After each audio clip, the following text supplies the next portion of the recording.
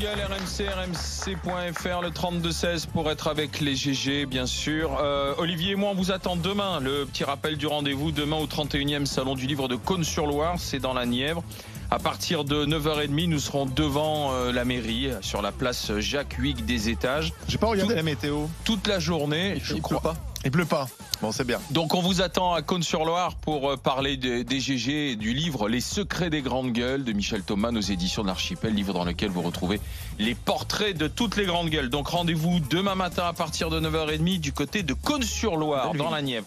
Les élections européennes, parlons-en. Est-ce que les électeurs vont déjouer les pronostics, oui ou non? J'ai pas mal de réactions sur internet, rmc.fr à vous lire, mais Florian Philippot est avec nous, tête de liste Les Patriotes aux Européennes. Bonjour Monsieur Philippot. Bonjour. Il y a un gros réservoir aujourd'hui de personnes qui n'iront pas voter si l'on se fie aux estimations de participation et d'abstention. Et c'est là-dessus que se joue l'élection pour déjouer les surprises annoncées, le duel annoncé, Monsieur Philippot. Oui, bien sûr. Moi, je pense qu'il peut y avoir de très grosses surprises. Regardez, aux Pays-Bas, on a eu des échos, des sondages sortis des urnes sur les élections, puisque pour eux, ça a eu lieu hier.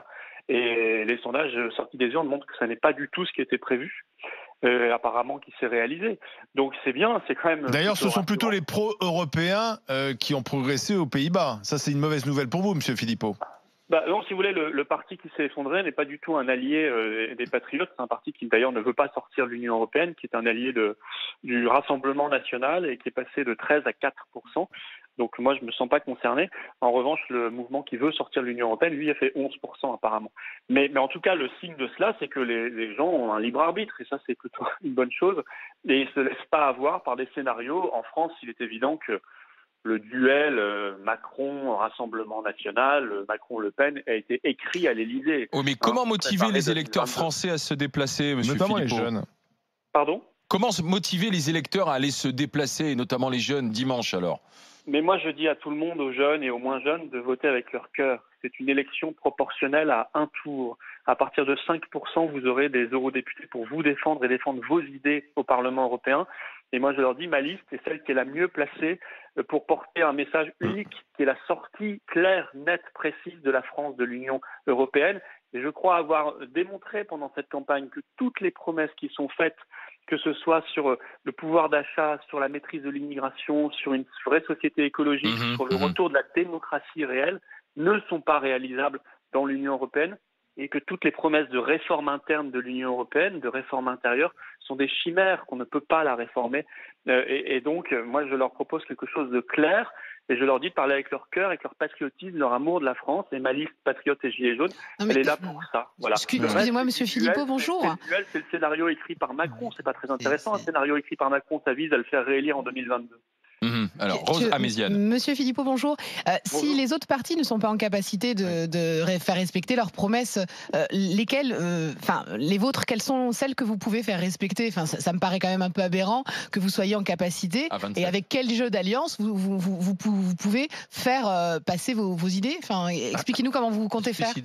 Alors, moi, vous savez, au Parlement européen, on ne va pas réviser les traités, ce n'est pas le rôle du Parlement européen.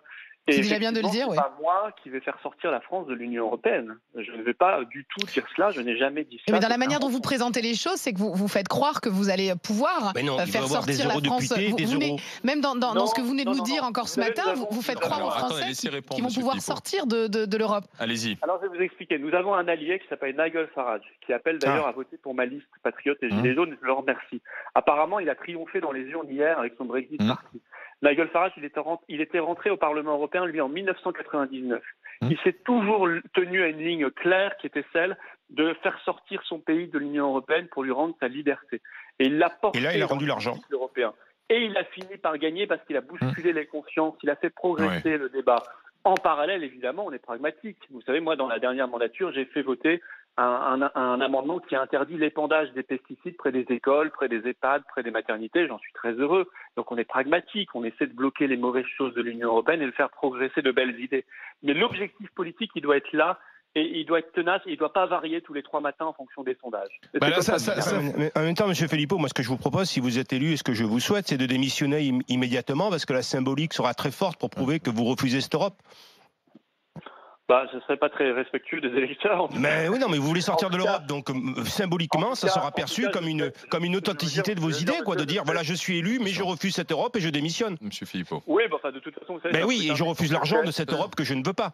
Même si je faisais ça, je serais remplacé par quelqu'un de ma liste, parce que vous n'êtes pas sans savoir que c'est un scrutin de liste. Mais donc ça serait pas très efficace. Ouais.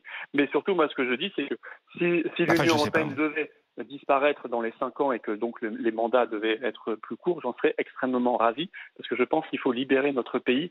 Aujourd'hui, notre pays ne peut plus rien faire. Il tourne en rond parce qu'il ne maîtrise plus l'essentiel de sa souveraineté monétaire, budgétaire, ses frontières commerciales, ses frontières migratoires, même sa politique écologique. Et ça, c'est une véritable catastrophe.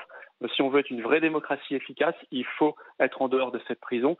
Moi, je le dis clair et net avec les Patriotes et Gilets jaunes, avec ma liste, parce que d'autres listes ont renoncé, comme vous le savez. C'est grossier de s'approprier les Gilets jaunes.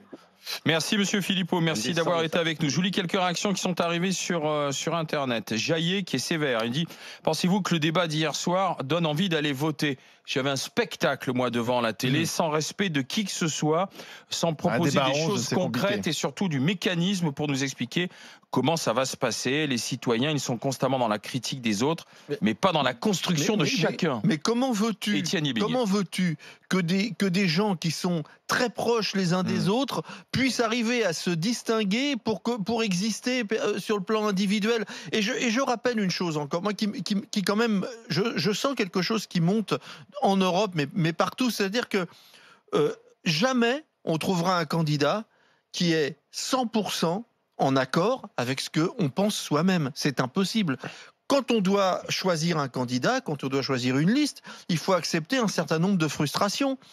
On partage un certain nombre de choses avec un candidat et évidemment, il y a des tas de choses avec lesquelles on n'est pas d'accord. Donc, on va vers celui. Il faut accepter cette frustration. Si on commence à dire « Ah ben non, je vote pas ça parce qu'ils ont dit qu'ils n'étaient pas contre le glyphosate de façon nette et franche. » Mais évidemment qu'on trouvera pas quelqu'un qui... Sinon, faut se présenter soi-même. Et on a l'impression qu'aujourd'hui, on vit très mal cette espèce de frustration de ne pas être en accord à 100% avec un candidat. Mais ça n'a jamais existé. Ouais, mais ce qui est intéressant quand même, c'est qu'on nous a beaucoup dit « Oui, vous comprenez, c'est énervant parce que c'est Macron et Le Pen, ils se sont choisis, ils ont en gros fait une OPA sur cette campagne, on a entendu que... » Mais peut-être parce que finalement, on a deux offres très claires. L'offre Macron, c'est une offre pro-européenne. L'offre Marine Le Pen, c'est une offre anti-européenne, en tout cas celle-là, pour une autre Europe. Au moins, on sait où on est. Oui. Et les autres, moi je trouve, on est quand même plutôt dans l'hypocrisie.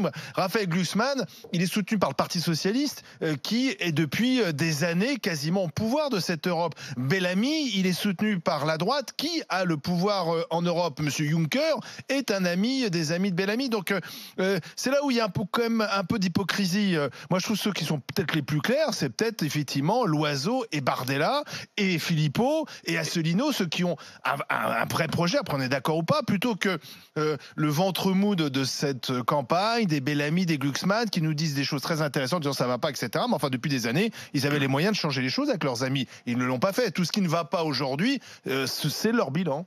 On n'a pas dû voir du coup le même débat, parce qu'au contraire, j'ai trouvé que les moins bons étaient quand même Bardella et Loiseau. Alors c'est vrai qu'ils étaient attaqués de toutes parts, et qu'au contraire, il y a eu une certaine intelligence et de la droite et de la gauche, c'est de ne pas se battre entre eux. Donc j'ai bah oui, c'est normal, ils gouvernent l'Europe ensemble. Mais non, mais enfin, c'est-à-dire que du coup, c'était quand même un peu plus clair en termes d'idéologie, enfin que ce soit au niveau des Verts, que ce soit au niveau de la gauche, enfin se dessiner quand même des idées beaucoup plus claires de ce qu'on veut de l'Europe. Ce qu'ils auraient dû faire depuis longtemps. Sauf qu'ils ne le font pas quand ils ont le pouvoir. Et du coup, j'ai trouvé Loiseau, mais incapable de répondre aux attaques qu'on lui envoyait. De la même manière, Bardella tournait en rond à chaque fois sur les mêmes sujets, notamment sur l'immigration. Enfin, donc moi, j'ai trouvé que Hamon se démarquait, ce qui n'a pas été le cas parfois sur d'autres débats quand il prenait le temps de venir.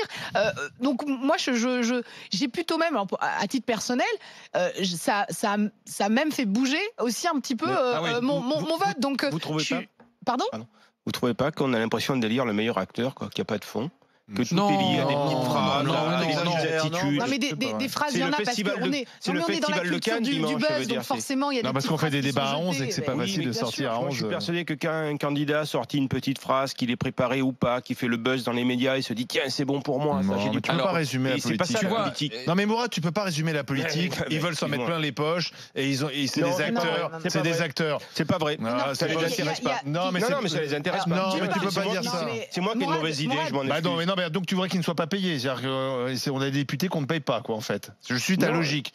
Effectivement, c'est normal qu'on paye. Peut-être pas autant déjà. Peut-être pas autant d'avantages parce que je te rappelle quand même qu'on a aboli la monarchie quoi. Non mais enfin. Oui mais enfin dans ce cas, il faut aller voter si on n'est pas content et deux, ils sont élus. Donc une fois qu'ils sont élus, ils ont été choisis. Moi, c'est pas la monarchie justement. Personnellement, j'ai pas voté pour les conditions dans lesquelles ils sont élus. D'accord, mais faire comme si les 11 candidats qui étaient là étaient complètement dépourvus de conviction. Et penser qu'à l'argent. Ouais, c'est un peu limité. Et honnêtement, si on veut faire de l'argent, c'est pas de la politique qu'on fait. Oui, sincèrement, pour être riche aujourd'hui, il y a d'autres façons de faire. Lesquels ont déjà travaillé dans le monde réel? Oh, mais là, non, mais je pose une question. Lesquels ont déjà, lesquels se sont déjà levés à 6h du matin pour aller au turbin? Ils se lèvent aussi à 6h du matin pour assister à des réunions. C'est vrai, pour assister à des réunions. Non, mais il faut des gens. Non, mais tu peux pas déconsidérer la politique comme ça. Non, mais je parle pas de ce sont les responsables politiques aussi qui ont construit la paix. Avec d'arguments, il n'y aura plus de responsables politiques. Le hasard fait que depuis quelque temps, j'ai été amené à côtoyer pas mal d'hommes politiques et je suis désolé, beaucoup de nos hommes politiques sont totalement déconnectés du monde réel. Sinon, nous n'aurions pas les crises que nous connaissons aujourd'hui. De la même manière qu'on peut faire le même procès aux intellectuels. Prenez un homme politique, prenez un chef d'État, vous lui dites prends le métro, tu fais pont de Levallois en passant par Châtelet, il va te regarder en disant de quoi? Voilà. Oui, mais ça fait pas de lui. Non, mais ça fait pas de lui quelqu'un d'incompétent. Ça, c'est le monde réel. Ça, c'est le monde réel. Non, mais ça fait pas de lui un incompétent. Les hommes politiques font de l'économie sur PlayStation. Sur PlayStation, c'est pas pareil dans le monde réel. Tu veux nous faire croire que tous ceux qui font de la politique sont déconnectés. Mais moi, des élus, j'en rencontre constamment des élus de terrain. Et crois-moi que la vie dans leur ville et dans leur quartier, ils la connaissent parfaitement. Bien sûr qu'on a eu le cas de personnes qui n'étaient pas capables de donner le prix du pain au chocolat ou le prix du ticket de métro. Mais c'est pas quand même l'écrasante majorité des politiciens français. Il y en a qui peut ne pas donner. T'as le droit de ne pas prendre le métro, et t'as le droit de pas prendre le métro, et t'as le droit de rouler en trottinette. Quand t'es un élu de terrain, tu reçois toute la journée des gens qui viennent pour les questions de logement, d'hygiène, de maladie, etc. Et tu leur apportes pas de réponse. Alors, est-ce que vous comptez déjouer les pronostics dimanche pour ces élections européennes? Non. 60% sur rmc.fr, c'est ce que vous nous avez répondu. C'est 40 qui peuvent. Et c'est un non aussi à 56% sur Twitter. Partagé. Dans un instant, le monde de Macron. Il y a 100% qui ont voté pour dire qu'ils n'allaient pas voter. Restez avec les GG, restez avec les grandes gueules en direct sur RMC, RMC Story. RMC jusqu'à midi. Les grandes gueules.